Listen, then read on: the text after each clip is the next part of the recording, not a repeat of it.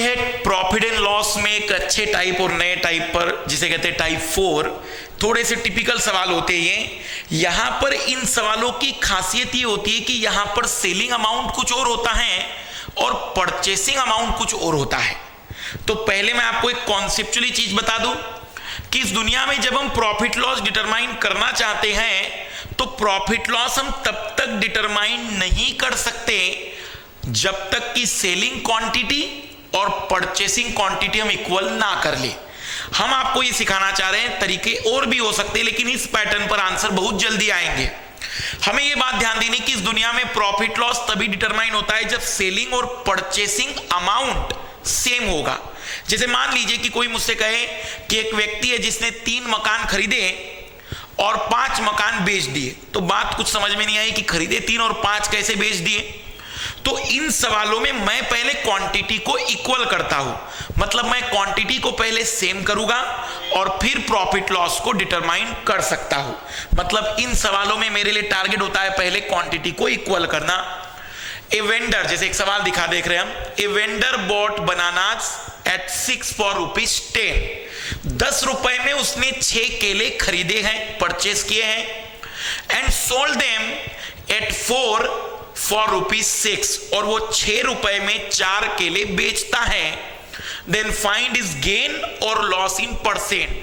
तब आपको बताना है कि इसे प्रॉफिट हो रहा है या लॉस, और वो कितने परसेंट का है। तो मैंने आपको एक ही चीज सिखाई कि हम इन सवालों का जवाब तभी दे सकते हैं जब हमने बेचने की और खरीदने की क्वांटिटी इक्वल कर दी हो। तो आइए जरा कैसे सॉल्व करेंगे इन सवालों को।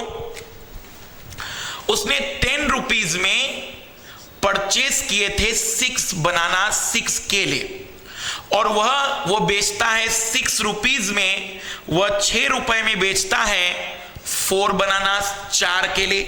तो मुझे किसको इक्वल करना है, 10 और 6 को या 6 और 4 को? इक्वल हमें करना है 6 और 4 को। क्यों? क्योंकि मैंने आपको बताया जब भी प्रॉफिट लॉस डिटरमाइन करना होगा तो क्वांटिटी खरीदने वाली और बेचने वाली इक्वल करनी होगी। तो हम कहेंगे कि 10 रुपए में 6 खरीदे और 6 रुपए में 4 बेचे हैं, तो ये परचेसिंग है, ये सीपी है और ये एसपी की बात है। तो क्वांटिटी को इक्वल कैसे करेंगे? ऐसा कोई नंबर देखिए जो 6 और 4 दोनों के मल्टीपल में आता हो, कॉमन मल्टीपल हो, मतलब वो लीस्ट कॉमन मल्टीपल एलसीएम ले लीजिए। तो 6 और 4 दोनों का कॉमन मल्टीपल 12। तो मैं 12 परचेज भी करूंगा, 12 परचेज भी करूंगा और 12 सेल भी करूंगा। तो मुझे बताइए 10 रुपीज के 6 तो 20 रुपीज के 12 हो जाएंगे। हम कहेंगे कि उसने 12 जो है वो बेचे हैं, 12 खरीदे हैं 20 रुपए में, क्योंकि उसने कहा था 10 रुपीज में वो 6 परचेस करता है, तो 20 रुपीज में वो 12 परचेस करता होगा। और यहां 12 लाने के लिए किसका मल्टीप्लाई करना पड़ेगा? 3 का। यहां पर हमने 2 का मल्टीपल कर दिया है 12 लाने के लिए, यहां पर 3 का। तब हम कहेंगे कि यहां 3 का मल्टीपल किया, मतलब उसने 18 रुपीज में 12 सेल कर दिए। और अब आपको चीजें क्लियर हो रही होगी कि इसे प्रॉफिट हुआ या लॉस। मुझे बताइए 20 रुपीज में परचेस की हुई चीज ये व्यक्ति 18 में ही बेच कर आ गया, 20 की चीज 18 में ही सेल करके आ गया, 20 रुपए की चीज वो 18 में ही बेच कर आ गया। आप कहेंगे इसे लॉस हो रहा है, कितने रुपए का? 2 रुपए का। और इस दुनिया में प्रॉफिट लॉस किस पर? सीपी पर, इसलिए सीपी डिवाइड करेगा। हम कहेंगे कि इस व्यक्ति को 10% का लॉस हो रहा है। 20 रुपए की चीज 12 में बेचकर आ गया, 20 रुपए में उसने 12 परचेस किए, तो 18 रुपए में वो 12 बेच रहा है, तो 20 की चीज 18 में बेचकर आ गया। हमने कहा कि 2 रुपए का नुकसान, और किस पर? सीपी पर। डिवाइड हमेशा कौन करेगा? सीपी, क्योंकि इस दुनिया में प्रॉफिट लॉस किस पर? सीपी पर डिटरमाइन करते हैं। ये पहला सवाल था जहां सेलिंग क्वांटिटी और परचेसिंग क्वांटिटी अलग अलग थी, मैंने उसे पहले इक्वल किया और फिर सॉल्व किया। मैं फिर सॉल्व करके दिखा रहा हूं आपको एक और सवाल इसी पैटर्न पर। A vendor bought toffee at 6 for ₹10। उस व्यक्ति ने 10 रुपए में 6 चॉकलेट परचेस की है, 6 चॉकलेट खरीदी है। इसका मतलब ये उसके लिए कॉस्ट प्राइस की क्वांटिटी को शो कर रहा है। And sold them at 12 for ₹7, और उसने 7 रुपए में 12 सेल कर दिए हैं। वह 10 रुपए में 6 सेल करता है, 10 रुपए में 6 परचेस करता है और 7 रुपए में वह 12 बेचता है। एंड 12 फॉर ₹7, वह 7 रुपए में 12 बेचता है। 10 रुपए में 6 खरीदे और 7 रुपए में 12 बेचे। तो क्वांटिटी को इक्वल करना है तो आप 6 और 12 का एलसीएम लीजिए या कॉमन मल्टीपल। तो दोनों का कॉमन मल्टीपल है 12। यहां 12 लाने के लिए 2 का मल्टीपल, यहां 12 के लिए 1 का मल्टीपल।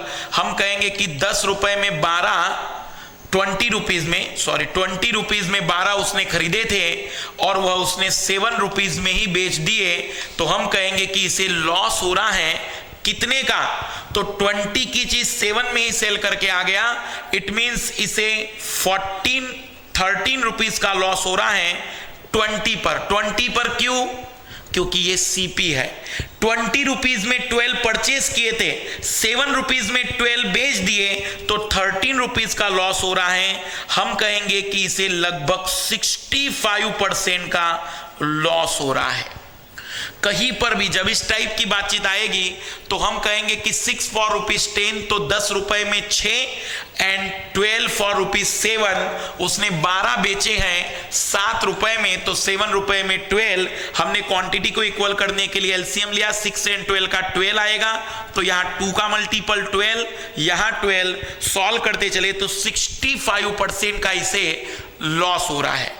अगर हम सिंपल सी समरी देखें तो इन सवालों में सबसे पहली बात है कि हम क्वांटिटी को इक्वल करेंगे, और जब क्वांटिटी इक्वल हो जाए तो ये क्लियर हो जाएगा कि उसने इतने में खरीदा था, इतने में बेच दिया।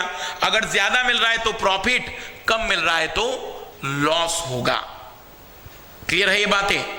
आइए देखते फिर हम टाइप 5 के सवाल।